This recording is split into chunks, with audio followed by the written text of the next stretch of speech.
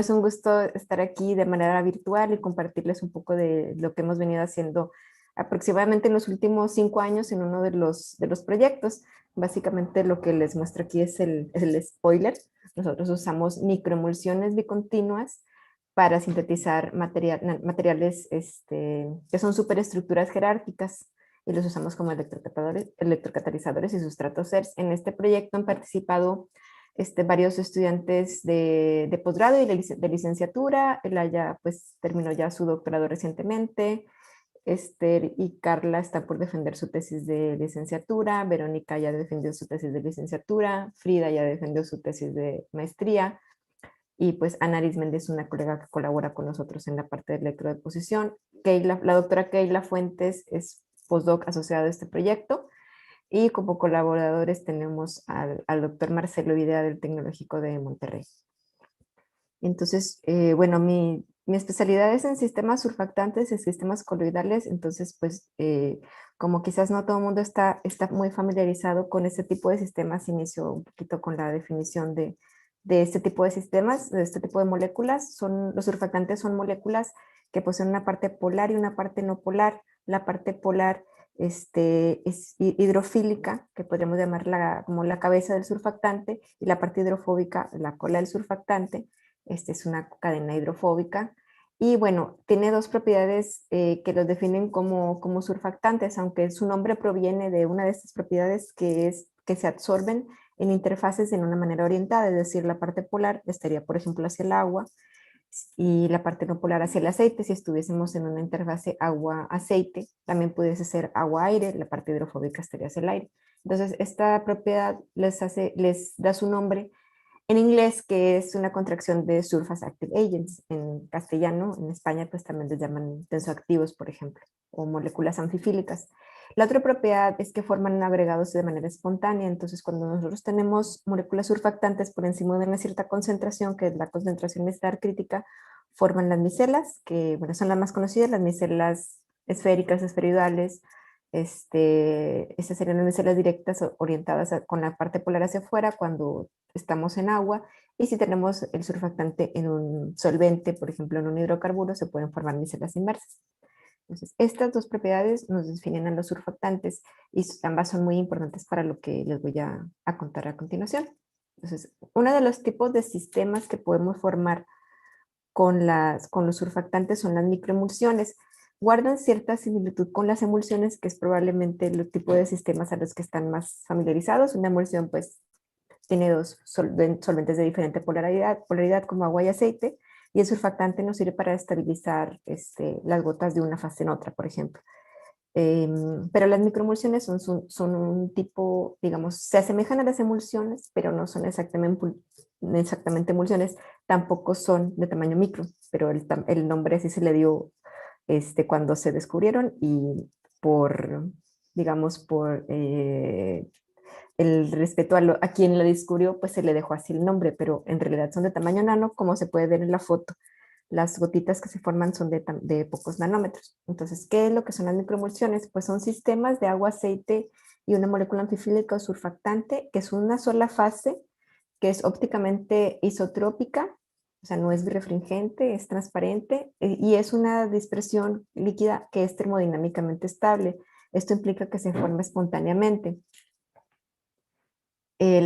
Como propiedades generales es que tenemos tres tipos de estructuras: aceite en agua, que son gotas de aceite dispersas en agua en aceite, gotas de agua dispersas en aceite, y bicontinuas, en las cuales, como su nombre lo indica, ambas fases, tanto el agua como el aceite, son continuos, y tenemos una estructura tipo esponja, en donde tenemos canales infinitos, pero esos canales son de tamaño nano, entonces también se vería transparente ese tipo de estructura por su tamaño. Sin embargo, la longitud de los canales sí es podemos decir que infinita. En todos casos tenemos una monocapa de surfactante estabilizando estos sistemas.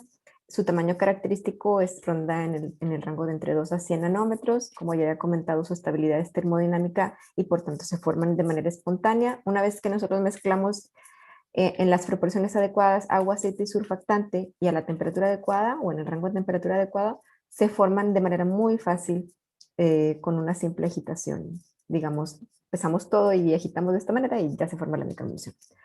La tensión interfacial que tienen, o sea, es un requerimiento que tengan una tensión interfacial ultra baja, en el orden 10 a la menos 2 al 10 a la menos 4 milinewton por metro. Para que tengan una idea, si tenemos agua y aceite, sin un surfactante, la tensión interfacial ronda 50 milinewton por metro. Entonces, para tener una microemulsión necesitas tener un sistema surfactante lo suficientemente bueno y a una cierta concentración que te disminuya entre 4 a 6 órdenes de magnitud la tensión interfacial. Y pues son sistemas bastante fluidos. Eh, el requerimiento de la tensión interfacial ultra baja es porque al nosotros dispersar nuestro sistema en gotas o en nanogotas o nanocanales se crea una gran área interfacial. Entonces aquí en esta ecuación que nos da la termodinámica del sistema, pues necesitamos que este término se vuelva muy pequeño, prácticamente cero, entonces es por eso que esta tensión interfacial debe ser muy pequeña para que nos gane este término negativo y el delta G sea negativo y se formen espontáneamente. Dos propiedades muy importantes de los surfactantes, de las microemulsiones, es que tienen una alta capacidad de solubilización, por tanto se usan como medio de extracción y en muchos tipos de formulaciones, desde, desde formulaciones, por ejemplo, farmacéuticas, cosméticas, lubricantes, etc. Y también son sistemas muy dinámicos, es decir, continuamente estas gotas, como tienen un movimiento browniano y además son muy rápidas porque son muy pequeñas, chocan continuamente y se crean canalitos en estos choques, en estos dímeros y intercambian su contenido. Al ocurrir este intercambio de contenido, entonces nosotros podemos usar nuestras nanogotas o nuestros nanocanales como medio de reacción para nosotros sintetizar nanomateriales, ya sea inorgánicos o orgánicos, o para realizar reacciones orgánicas. Entonces esto nos ayuda, es como una catálisis micelar, nos puede ayudar a hacer reacciones. Solo para ahondar en las diferencias con las emulsiones, pues una macroemulsión convencional es de tamaño de gota muy grande, se vería lechosa. También existen nanoemulsiones que pueden ser translúcidas de gota más pequeña, pero siguen siendo emulsiones en el sentido de que necesitamos un aporte de energía para su formación y pueden tener una estabilidad cinética, pero no termodinámica. Pero con las emulsiones o nanoemulsiones no requerimos tanto surfactante. Y con las microemulsiones sí, y bueno, una microemulsión sería transparente. Aparte, otra diferencia importante es la aparición de las estructuras bicontinuas en las microemulsiones. Entonces yo me voy a centrar en este tipo de estructuras bicontinuas. Las microemulsiones, agua en aceite, son las que se han usado tradicionalmente para síntesis de nanopartículas. Se usan como nanoreactores este tipo de microemulsiones.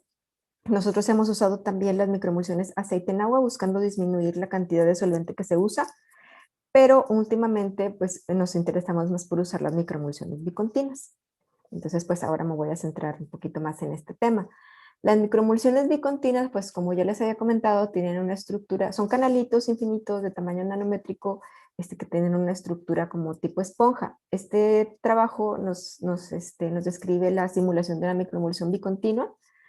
Y bueno, las microemulsiones bicontinuas se han podido observar como son sistemas pues líquidos, aunque parezca una esponja, pues es una esponja bilíquida, nanoesponja bilíquida, porque son agua, aceite y surfactante. No las podemos ver por técnicas convencionales en microscopía electrónica, entonces se usa CRIOTEM o CRIOSEM. Entonces, por estas técnicas se ha comprobado que las microemulsiones bicontinuas tienen este tipo de estructura. Por otro lado, las microemulsiones bicontinuas se pueden usar como plantilla para hacer nanoesponjas. Se han usado bastante para esponjas poliméricas. Entonces, usamos nosotros, en lugar de un aceite convencional, usamos un monómero y luego formamos la microemulsión y luego polimerizamos y así obtenemos este tipo de espumas poliméricas. Entonces, de esta manera se ha podido reproducir la estructura de las microemulsiones y bueno, ya se ha comprobado en distintos trabajos, ¿sí? Lo que no es tan obvio es poder obtener este tipo de estructuras con un material inorgánico como los metales, un nanomaterial metálico o óxidos metálicos.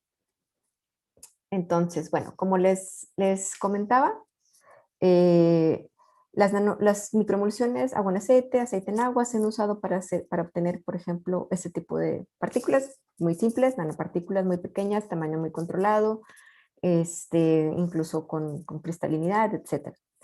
Pero bueno, si nosotros pudiésemos ser capaces, y voy a regresar a la diapositiva anterior, Si pudiésemos ser capaces de reproducir la estructura de la microemulsión bicontinua con un nanomaterial inorgánico, tal y como ocurre con los materiales poliméricos que se obtienen de esponjas poliméricas, pues nosotros seríamos capaces de obtener superestructuras jerárquicas, en las cuales en lugar de tener solo la nanopartícula aislada o las nanopartículas aglomeradas de cualquier manera random, sin un orden o sin una... Y cuando se aglomeran de esa manera, hay tanta aglomeración que no hay, a veces no hay tanta porosidad como uno quisiera, etcétera, ¿no? Entonces ya se pierde un poco el sentido de lo nano. No del todo, pero se pierde en cierta medida. Entonces, si nosotros pudiésemos obtener estructuras jerárquicas como las que se observan aquí, que estas se obtuvieron por otra metodología, son como, a simple vista, parecen como nanowires o nanotubos, y ya en TEM pues se ve que es una estructura jerárquica porque está formada de nanopartículas que se ensamblan y formando los nanowires. Entonces es una estructura jerárquica porque empezamos de una dimensión pequeña de nanopartículas que se van ensamblando hasta el tamaño meso y luego hasta el tamaño macro en el orden de micras, ¿no? O cientos de micras, etcétera. Entonces, si nosotros tenemos este tipo de estructura nos da ciertas ventajas para ciertas aplicaciones. Estamos aumentando la complejidad de las dimensiones, al extender las dimensiones de este material, al estar ensamblado de una cierta manera. Esto, pues, si se ensambla de una cierta manera que nos permite cierta porosidad, nos va a dar una alta área superficial que es benéfica en catálisis, y además los largos caminos del material, tanto del material en sí que lo conforma como de los poros que ahí existen, nos permiten un alto transporte de masa y de electrones, lo cual es bueno, por ejemplo, en electrocatálisis. Y bueno, este cierto ordenamiento pues nos permitiría quizás construir dispositivos electrónicos, entre otras aplicaciones. Entonces, bueno, para nosotros empezó este interés de tener estructuras jerárquicas. Y bueno, si nosotros vemos los trabajos que hay en microemulsiones bicontinuas, no hay muchos. La mayoría de los trabajos que usan microemulsiones para síntesis de nanomateriales utilizan microemulsiones agua en aceite, recetas de microemulsiones agua en aceite. Algunos autores se interesaron por sintetizar materiales en microemulsiones bicontinuas usando precursores solubles en agua, y pues sintetizaron materiales inorgánicos como platino, o sea, como metales como platino, plata, óxido de zinc, etcétera, hasta incluso perovskitas y espinelas. La motivación en estos trabajos no era precisamente obtener una estructura jerárquica. En estos trabajos lo que se quería era seguir obteniendo nanopartículas pequeñas, aisladas, bien dispersas, estables, como se observa en las fotografías, pero con un alto rendimiento. Es decir, en las microemulsiones bicontinuas, como ya tenemos más fase acuosa, pues se podría aumentar la cantidad o los gramos de nanopartículas que obtenemos en cierto volumen de microemulsión. Entonces, esto se logró en todos esos trabajos, ese era el objetivo. Y bueno, en algunos casos son muy aisladas, en otros casos hay aglomerados, pero bueno, aglomerados de corto alcance sin ningún orden. Luego, existe otro antecedente que es, bueno, este ya es un poquito más viejo, es se publicó en la revista Science por el grupo de Stephen Mann. Y en este trabajo sí, usaron microemulsiones bicontinuas para obtener materiales reticulados de hidroxiapatita, de fosfatos de calcio. Y lo que querían ellos era obtener pues esos materiales reticulados para usarlos como pues andamiajes, ¿no? Scaffoldings, porque estamos hablando de hidroxiapatita, entonces pues nos puede servir para crecimiento de ciertos tejidos. Entonces, ellos usaron microemulsiones bicontinuas y sí obtuvieron un efecto template con este material. Sin embargo, existen ciertos puntos importantes que hay que considerar, que en estos trabajos usaron microemulsiones bicontinuas en las cuales congelaron los canales de aceite. Entonces, esto nos permite mantener por más tiempo la estructura de los canales, digamos, arrestas, por así decirlo, los canales acuosos y oleosos, ¿no? Congelas al menos uno de ellos. Era con microemulsiones catiónicas, con un surfactante catiónico como estabilizante. Otro punto importante es que usaron soluciones acuosas de fosfato de calcio metaestable, o sea, eran soluciones súper saturadas. Entonces, Ya el fosfato de calcio estaba formado, o sea, no es que hicieran la reacción allí, sino que usando una solución sobresaturada de la hidroxiapatita ya formada, manteniéndola en la microemulsión congelada, pues esta solución metastable, como era metastable, pues si se dejaba por un tiempo, ya empezaba a precipitar, adoptando la morfología de los canales, de los nanocanales de agua, en este caso, que son los que no estaban congelados. Y entonces, bueno, se formó la microemulsión bicontinua con la solución sobresaturada o metastable de fosfato de calcio ya sintetizado. Se congeló rápidamente en nitrógeno líquido y se dejó por varias semanas a temperaturas pues, en las cuales se mantenía congelado el hidrocarburo, pero la fase acuosa permanecía líquida. Entonces, pues ustedes pueden imaginar que sí, digamos, en este trabajo sí se obtuvo un efecto plantilla, arquitecturas interconectadas de largo alcance, con la condición de que la microemulsión estuviera congelada y que lo que está sintetizando ya está sintetizado más bien y está sobresaturado, entonces ya tiene una tendencia en sí a precipitar ahí dentro de los canales. Entonces, bueno, ¿qué fue lo que hicimos nosotros?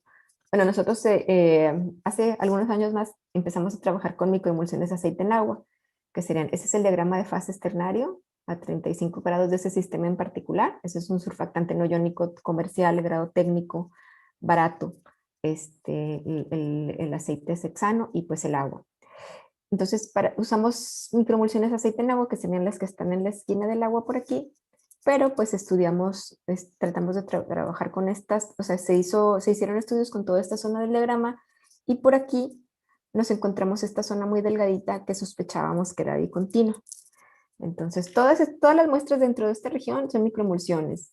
Aquí son aceite en agua y aquí sospechaba más altas concentraciones de surfactante, sospechábamos microemulsión bicontinua.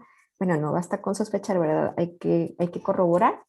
Entonces se hicieron caracterizaciones y bueno, ese es un estudio de conductividad en función de temperatura. 35 grados estamos como por aquí, que sería exactamente esta muestra a esa temperatura. Entonces tenemos esta región de conductividad más o menos constante en función de la temperatura. En este rango era microemulsión, luego ya después empezó a separar en fases al calentarlo cuando se calentó arriba de 39 grados. Posteriormente en esta zona de aquí era birrefringente y fluida, por lo cual esta es una fase laminar y después volvió a aumentar la conductividad y se volvió a formar una solución isotrópica transparente que era señal de microemulsión. Bueno, se tomaron las dos microemulsiones, la de 35 grados y la de 55 grados, o sea, es la misma pero a diferentes temperaturas. Se estudió su coeficiente de difusión por RMN, que es la técnica de DOSI, y observamos que tanto para el agua como para el aceite el coeficiente de difusión es el mismo. Entonces, bueno, no el mismo, en el mismo orden de magnitud.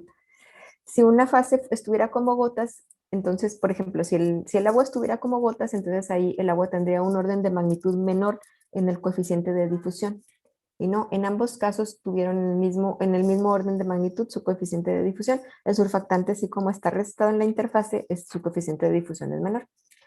Entonces, la única diferencia es por la conductividad, que es un poquito más baja a mayor temperatura, y esto implica que esto es porque se deshidratan los grupos heptoxilados de nuestro surfactante no iónico y obtenemos canales más delgaditos. Entonces, por eso disminuye la conductividad.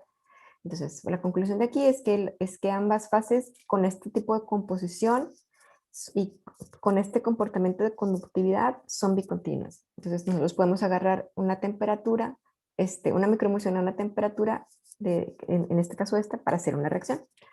Bueno, este estudio se hizo en Barcelona, entonces cuando estaba todavía, bueno, cuando tenía un estudiante allá, y nosotros acá no tenemos todavía dosis, entonces tuvimos que hacer uso de otras técnicas, y ese es el trabajo de Keila Fuentes, que ella es la doctora Keila Fuentes, que ella es postdoc en este proyecto.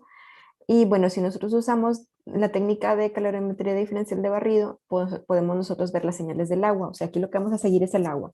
El agua, ¿qué tan fácil se congela? ¿Se congela igual que agua libre? O sea, que agua pura normal, alrededor de 0 grados, o se congela a otras temperaturas más bajas. Entonces, si se congela alrededor de 0 grados, pues tenemos agua libre, agua que se comporta como pues, agua convencional.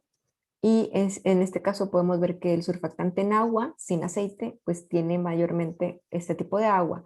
El Simperonic tiene ya de manera natural, pues, como es un grado técnico, tiene algo de agua, entonces aquí está este piquito. Y luego vemos que a menos 25 grados tenemos otro pico. Este es agua enlazada, agua que está interaccionando con el surfactante. Entonces tenemos aquí el diagrama. Si tenemos nuestro surfactante en una interfaz aceite-agua, tenemos el agua que está, estas son las moleculitas de agua, el agua que está fuertemente enlazada formando puentes de hidrógeno con los oxígenos del surfactante es agua enlazada.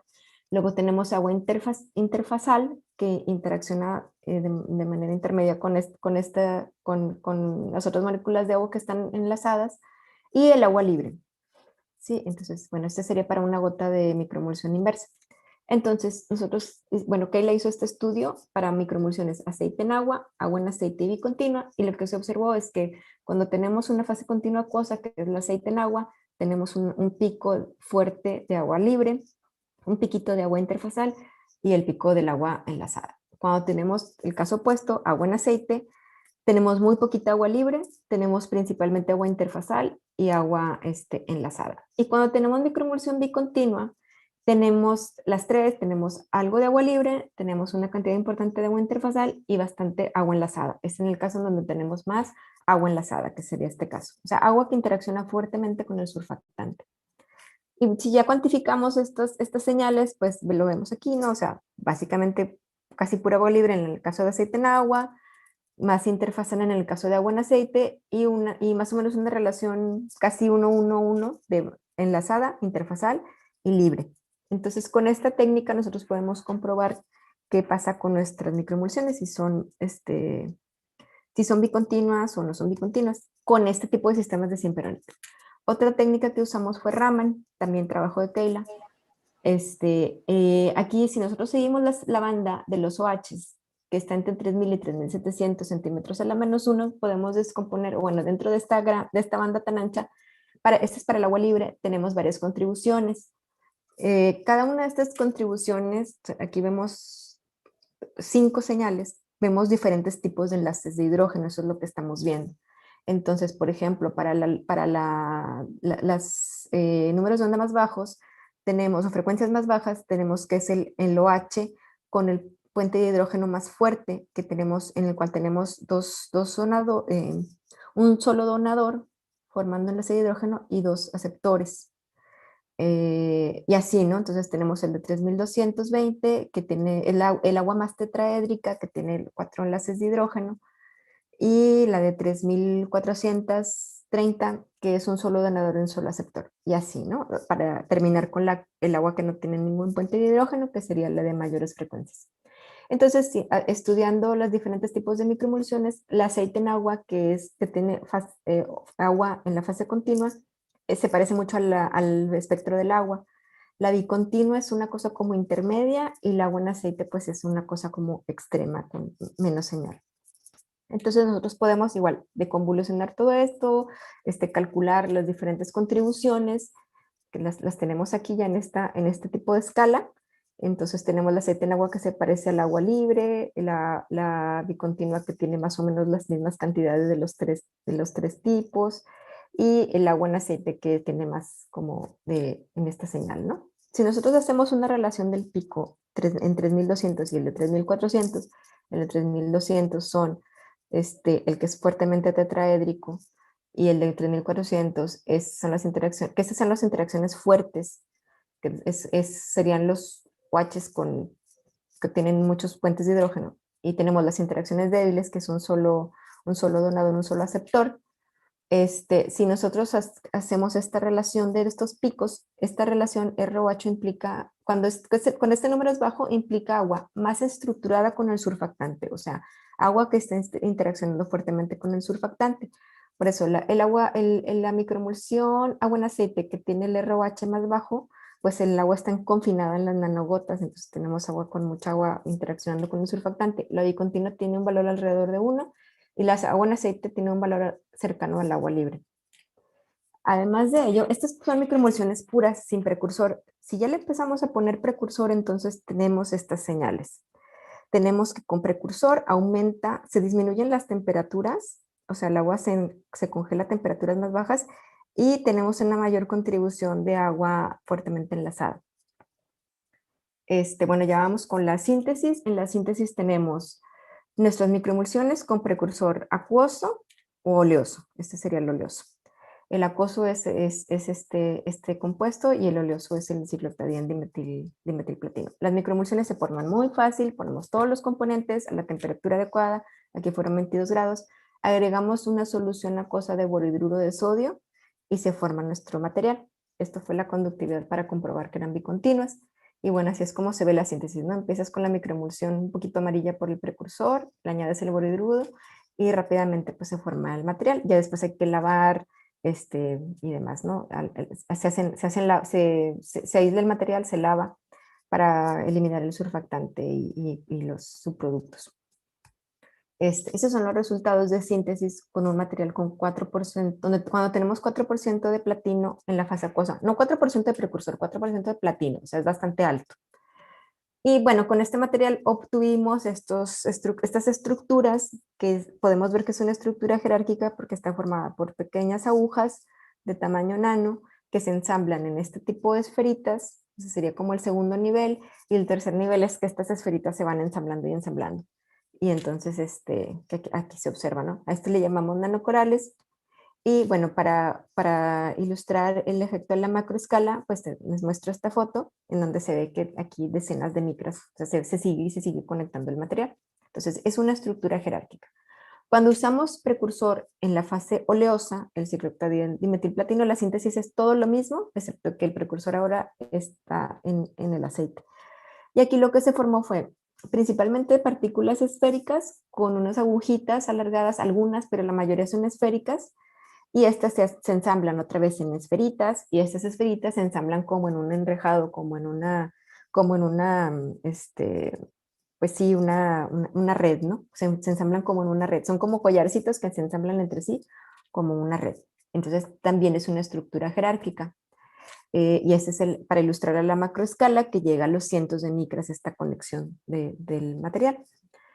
También se hizo rayos X, XPS, etcétera. Se hizo toda la caracterización y este es trabajo de Laia y de Laila que hizo su tesis de licenciatura.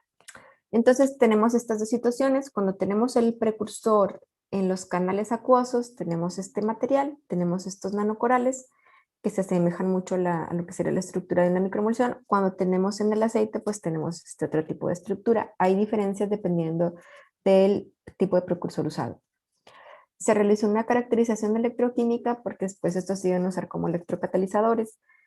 Bueno, estas son las condiciones y este es el diagrama de corriente contrapotencial y aquí se puede calcular, creo que por esta área por aquí, se calcula el área superficial electroquímicamente activa para distintos materiales, por ejemplo, con 2% de platino en la fase acuosa o con 4% o con 1% de platino en el aceite, se obtuvieron diferentes valores de área superficial electroquímicamente activa. El valor más alto fue con los nanocoralitos, con el platino al 2%. Luego se realizó la electrocatálisis, la reacción fue la evolución de hidrógeno. Y bueno, no voy a entrar así en mucho detalle, aquí está la referencia, pero pues lo que hay que observar aquí es ahí, la comparación o el performance, el desempeño de este material, pues nos fijamos en estos valores de aquí, de nuestro trabajo contra los otros trabajos, y aquí lo importante es que cuando tenemos un valor pequeño de esta resistencia de transferencia de corriente, RST, bajos y una pendiente de Tafel baja, entonces la transferencia de electrones es mayor, es más rápida y la reacción electrocatalítica es más rápida, más eficiente. Se realizaron 1000 ciclos de los materiales para ver si se perdía la corriente y pues no, se mantuvo la densidad de corriente después de 1000 ciclos, entonces lo que nos demuestra la estabilidad del material. Bueno, esta estrategia se ha validado con otros tipos de combinaciones. Bueno, eso fue para un material monometálico. Después el platino lo estuvimos combinando con otros metales para tratar de bajar el precio del electrocatalizador. Aquí tenemos con níquel. Aquí es trabajo de Carlita, trabajo de Esther con el níquel, con el cobalto. Y también se formaron los nanocoralitos en ambos casos. Aquí está, por ejemplo, el rayos X. Entonces, lo que vemos con estos materiales es que sí se recorren las señales en el espectro de rayos X, lo cual indica una cierta inserción del otro metal en la estructura del platino. Luego tenemos, en el material de cobalto se realizaron más caracterizaciones, más estudios y se hizo la reacción de evolución de oxígeno. Entonces tenemos, cuando ambos precursores en la fase acuosa, tenemos los coralitos. Cuando ambos precursores están en la fase oleosa, tenemos como un tipo de fibras. Caracterizando más a fondo, sí tenemos una cierta inserción del cobalto en el platino, pero también tenemos la formación de la espinela de óxido de cobalto. Entonces, bueno, se sintetizaron materiales con las combinaciones de los precursores, acuoso y oleoso. Y pues la morfología fue dependiente de dónde ponemos el precursor. El mejor desempeño se obtuvo con los materiales cuando ambos eran acuosos u oleosos. Y pues la mejora es atribuida a una sinergia que existe entre la electronegatividad del platino con el cobalto o el óxido de cobalto que permite la formación de cobalto 4, que es un centro activo para esta reacción. Luego pasamos al material trimetálico. En el material trimetálico tenemos también misma morfología. Tenemos que este material que tiene níquel y cobalto, pues también se disminuye el tamaño de cristalita, se recorren las señales, hay cierta inserción de los otros metales y pues se hizo microscopía de fuerza atómica, pero en modo magnético y se comprobó que el material es magnético, o sea, de una manera homogénea. Aquí está la macroescala, también llega a decenas o cientos de micras. Y bueno, para mostrar que es magnético, aquí se observa el material en polvo y donde se le está acercando un imán, o sea, sí es bastante magnético. Esto, aparte de las aplicaciones potenciales en electrocatálisis, pues da pie a otro tipo de aplicaciones, por ejemplo, en termoelectricidad. Esto aún no se, no se explora, pero bueno, es algo pendiente. También se han hecho materiales de platino oro y oro níquel. Cuando tenemos el platino oro, tenemos otra vez los nanocoralitos. Cuando tenemos oro níquel, que ya no tenemos el platino, sí se forma una estructura jerárquica, pero es más como una nanoesponja, más como en sí como la estructura de la microemulsión bicontinua. Entonces, como que el platino es el que nos está mandando ahí para la formación de los nanocorales.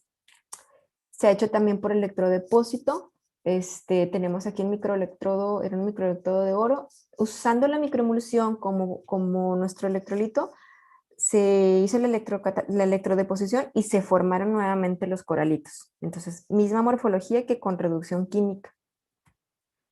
Para níquel y cobalto se intentó también, fue mucho más difícil. Bueno, aquí se hizo sobre un electrodo de oro, un electrodo convencional, en la microemulsión con precursores de níquel y cobalto. Aquí se probaron varios precursores. Esta fue sales de nitrato, esta fue sales de cloruro. En las sales de nitrato tenía poca adherencia. Queríamos hacer el trimetálico simultáneo y no lo logramos porque lo que se electrodepositaba solamente era el platino. Entonces ahí lo que hicimos fue, bueno, aquí seleccionando las sales de cloruro, lo que se hizo fue depositar primero platino en toda esta área y sobre el platino se depositó la capa de níquel y cobalto usando las sales de cloruro. Entonces aquí tenemos como un layer by layer de este platino y luego sobre este el óxido de níquel y cobalto. Y pues fue de esta manera como hasta este momento hemos logrado obtener el trimetálico por electrodeposición.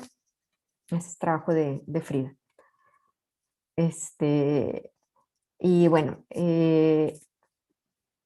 pues pudimos comprobar el efecto template, en donde tenemos la estructura muy similar a la esponja líquida, obtenemos el material de platino. En la literatura con aerosol no obtienen eso, el AOT estabiliza las nanopartículas. Bueno, primero tenemos la nucleación y luego el crecimiento, pero solo llegan a crecer hasta nanopartículas esféricas y luego son estabilizadas por el aerosol OT, que es un surfactante aniónico, y pues se mantienen ahí estables. Cuando usamos el Simperonic, que tenemos estos óxidos de etileno, pues aquí se mantiene la reacción, bueno, en el caso este es el ejemplo en fase acuosa, tenemos las partículas primarias y aquí se siguen ensamblando en los canales y así obtenemos la red de nanopartículas. Más allá de eso, tenemos la interacción que comprobamos con DCC y con Raman. Entonces aquí lo que tenemos el precursor de platino, digamos de alguna manera arrestado en la interfase entre las cadenas etoxiladas, interaccionando con los oxonios. O sea, cuando ponemos este precursor, los oxígenos del surfactante se protonan y tenemos una especie oxonio. Entonces estas acomplejan el precursor de platino, luego tenemos también las moléculas de agua que forman ahí los puentes de hidrógeno Entonces esto nos permite obtener, esto es nuestra hipótesis, bueno, lo que nosotros estamos, nuestra conclusión hasta ahorita es que esto es lo que está pasando y que por eso obtenemos la estructura jerárquica. ¿Por qué la área superficial es mayor cuando obtenemos el precursor soluble en agua que soluble en aceite? Pues porque tenemos una microemulsión bicontinua rica en aceite, entonces los canalitos de agua son más estrechos. Eso es lo que está ocurriendo, por eso el área superficial es mayor. Bueno, esto es lo que digamos que ocurre, se obtienen las nanopartículas primarias, se van ensamblando y se obtiene la estructura jerárquica. Cuando el precursor está en el aceite, ahí el boridruro forma burbujitas de hidrógeno cuando lo ponemos en el agua, estas acarrean más boridruro con el surfactante y se las lleva a la fase oleosa y es como empieza a obtenerse el material en la fase oleosa. O sea, ahí no es tan directamente porque estamos en una reacción como en dos fases. Bueno, creo que ya, bueno, esto en 5 minutos lo termino. Es por último las estructuras de plata. Aquí la plata no se pudo, con plata solamente con nitrato de plata no pudimos obtener este tipo de estructuras, con ciertos precursores no ocurre, por eso llegamos a la conclusión de que necesitamos ese acomplejamiento o esas interacciones con el agua para formar la estructura jerárquica. Lo que se hizo fue, bueno, el surfactante por sí solo reduce el nitrato de plata, forma primero nanopartículas de plata en la microemulsión sin añadirle nada de reductor. Luego se le añade el citrato de sodio, que pues es un agente reductor, pero a la vez con la plata lo que ocurrió fue que formó citrato de plata. Entonces uno puede aislar aquí citrato de plata, ¿sí? Con nanopartículas de plata que se formaron al inicio ahí embebidas, o bien dejarlo, que eso es lo que se obtiene, la estructura, que esta estructura de la plata, del citrato de plata, se asemeja mucho a la hidroxiapatita que obtenía Stephen Mann. De hecho, en este caso, para obtener la plata sí tuvimos que hacer un envejecimiento de unas semanas para que el citrato de plata se descompusiera y nos formara un material que es principalmente plata. Entonces tenemos esta estructura de nanopartículas que se ensamblan en esas fibras y esas fibras se ensamblan entre sí. Trabajo también de Keila y de Verónica Torres. Estas estructuras, como son de plata, pues lo que hicimos fue usarlos como sustratos CERS, que en estos, bueno, sustratos CERS, pues CERS nos mejoran la señal Raman, porque la señal Raman, pues normalmente con un analito suelen ser débiles para analitos orgánicos, por ejemplo, cuando están en baja concentración, pero si nosotros tenemos un sustrato CERS, una nanoestructura plasmónica, o nanopartículas de plata, por ejemplo, pues nos va a aumentar la señal. Entonces nosotros tenemos nuestra estructura, nuestro analito y le incide el láser y nos da la dispersión Raman. Entonces aquí lo que comprobamos pues fue que tenemos en efecto en verdad un efecto CERS, un mejoramiento de la señal. Este espectro en negro, que casi parece una línea, es sin nanoestructura. Esto se deposita sobre aluminio. Entonces esto sería sobre puro aluminio, no se ve casi nada. Bueno, aquí está magnificado, pues sí hay una pequeñita señal, pero no da casi nada. Y esas son ya las señales aquí, estas que no se alcanzan a ver casi nada, pero sí hay señal. Esos son a diferentes concentraciones, con citrato de plata y con la nanoestructura ya de plata ya envejecida, con la superestructura ya que es principalmente plata. Aquí se observa. Entonces, lo que obtuvimos ahí es que pudimos detectar rodamina 6G hasta 10 a la menos 12 molar, con un aumento en la señal en el orden de 10 a la 9. O sea, nuestro factor de aumento fue de 10 a la 9, usando este láser a bajas potencias, a 5%. De hecho, con citrato de plata resultó que fue mejor usar bajas potencias porque cuando usábamos la potencia más alta como que se descomponía un poquito el material, entonces a potencias muy bajas se logró tener un mejoramiento en la señal y se observan de mejor manera los espectros, incluso a bajas concentraciones como vemos aquí, en comparativa con esto de acá. ¿Sí? Y bueno, esto es lo que yo tenía por contarles. Como conclusiones obtuvimos el efecto template con estructuras, superestructuras jerárquicas metálicas, tanto por reducción química como por electrodeposición. Hemos obtenido distintos materiales bimetálicos y trimetálicos basados en platino y otros metales, resultando principalmente en la estructura de nanocoral. Con oro níquel también se obtiene una estructura jerárquica, pero es más como la esponja, la estructura esponja. Las morfologías también depende de la combinación y la concentración de precursores usados y pues tienen buen desempeño como electrocatalizadores en GR y en OR, en electroxidación de metanol, que son relevantes en celdas de combustible, y las estructuras de plata, pues también se pudo obtener añadiendo el citrato de sodio, y pues tienen un buen desempeño como sustrato CERS. Y ya finalmente, pues quiero agradecer al equipo de trabajo. Bueno, ya ahorita ya no, es una foto así medio antigua, pero pues son de los últimos que he habido en los últimos tiempos. En rojo somos los que más participamos en este proyecto. Este proyecto forma parte, bueno, este proyecto fue financiado por Fronteras de la Ciencia. Esta es la clave del proyecto y pues agradezco a CONACYT por este financiamiento. Aquí está mi correo. Y pues por supuesto quiero agradecer a ustedes por la invitación al capítulo estudiantil de Sinvestar Zacatenco, y también quiero agradecer bastante a la doctora Patti Zambrano, que es la presidenta de la Sociedad Mexicana de Materiales, y que pues ella hace una gran labor como directora de esta sociedad, y pues impulsando fuertemente a los capítulos estudiantiles. Gracias a ustedes y gracias a la Sociedad Mexicana de Materiales. Pues eso sería todo.